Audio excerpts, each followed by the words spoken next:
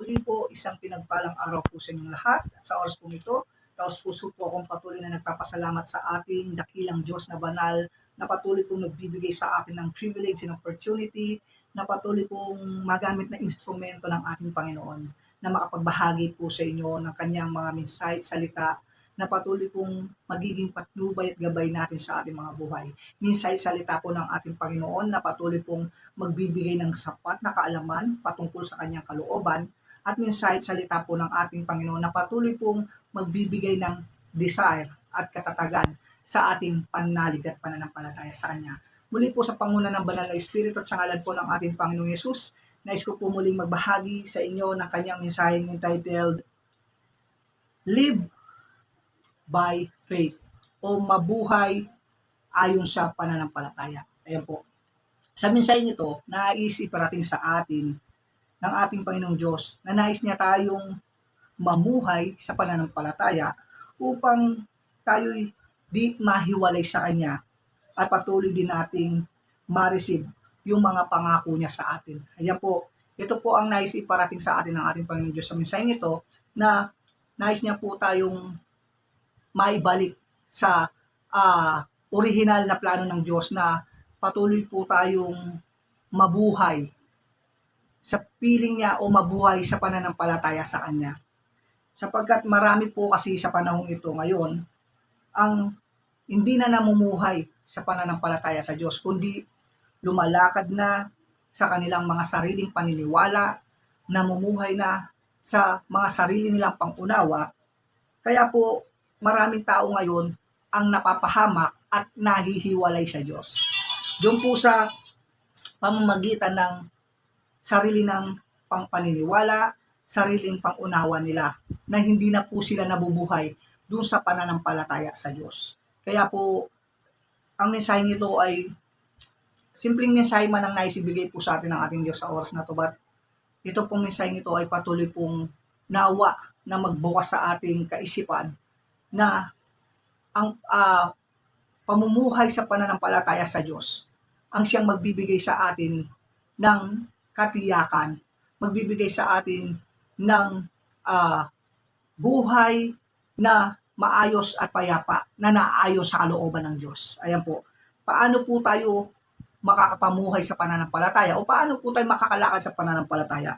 Number 1, kailangan po natin manampalataya sa ating Panginoong Yesus na kailangan po nating manampalataya na ang Panginoong Yesus, siya po ay anak ng Diyos at siya po ay kailangan nating tanggapin sa ating buhay bilang Panginoon na personal nating tagapagligtas. Upang makalakad po tayo o makapamuhay po tayo sa pananampalataya, kailangan po natin ang Panginoong Yesus sa ating buhay.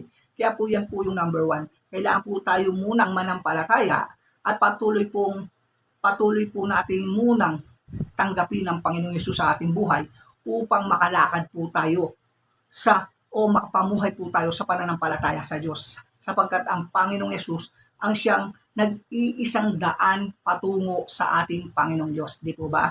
Number 2, kailangan po tayong magtiwala.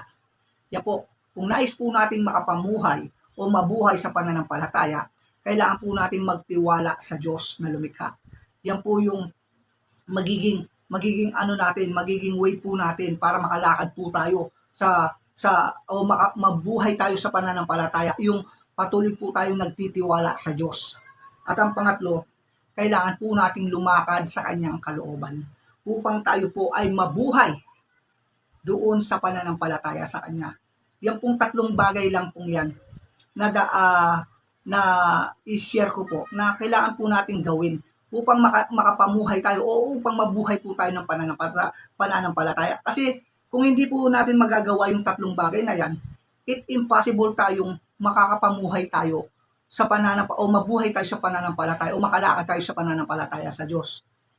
Kaya po maraming tao yung dahil hindi po nagagawa natin, hindi natin kinikilala si Jesus sa buhay natin, yung iba hindi nila kinikilala si Jesus.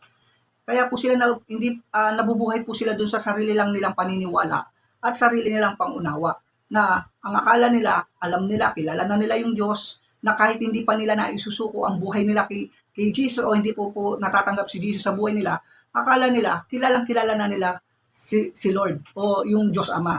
ang tandaan po natin, sabi po ni Jesus, na maliban pong tanggapin natin si Jesus sa buhay natin, ay hindi tayo makakalapit sa Ama. Hindi po natin tunay na makikilala ng lubusan yung Diyos at hindi tayo lubusang makakapamuhay o mabubuhay sa pananampalataya sa Diyos kung hindi po natin kikilalanin at tatanggapin ng Panginoong Hesus sa ating mga buhay. Ayan po.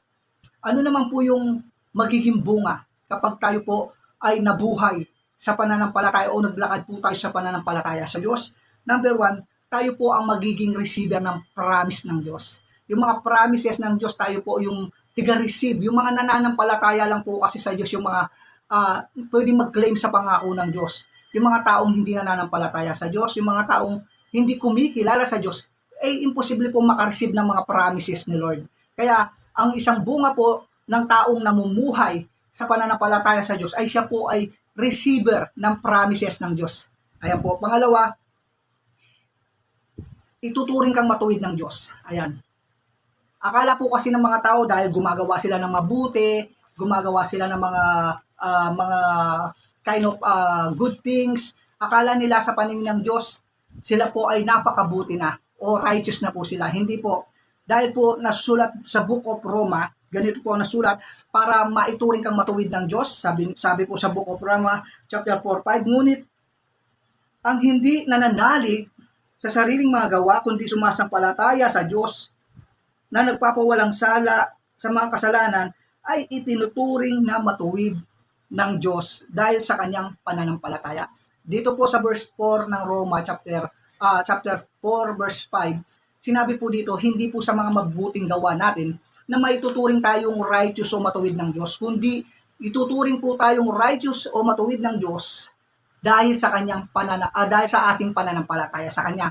Napakahalaga po ng pananampalataya sa paningin ng Diyos. At lastly, ano pwedeng maging bunga ng pamumuhay sa pananampalataya sa Diyos? Tayo po ay God's favor. Ayan po, tayo po yung magre-receive ng favor ni Lord. Kasi po, Book of Romans chapter 11 verse 6, sabi po doon, imposible po daw na mapiplease mo ang Diyos without faith. Kaya po, napaka-imposible makakuha ng favor yung mga tao sa Diyos na hindi naman nananampalataya sa Kanya. Kaya yung mga taong nananalig, nananampalataya, at nagtitiwala sa Diyos, sila lamang po yung makaka-claim din ng God's favor sa kanilang buhay. Kaya po, to be close, kaya mga minamahal kong kaibigan, kapatid, mamuhay tayo o lumakad tayo sa pananampalataya sa Diyos upang makaiwas tayo sa kapahamakan, bunga ng maling paniniwala at sariling pangunawa sa ating buhay. Muli po, sa mumunting mensaheng pinagkaloob po sa atin ng ating dakilang Diyos na banal, patuloy pong ibinabalik sa Kanya lahat ng papuri, pasalamat at pagdakila at sa dakilang ngalan po ng ating Panginoong Yesus. Amen. God bless all.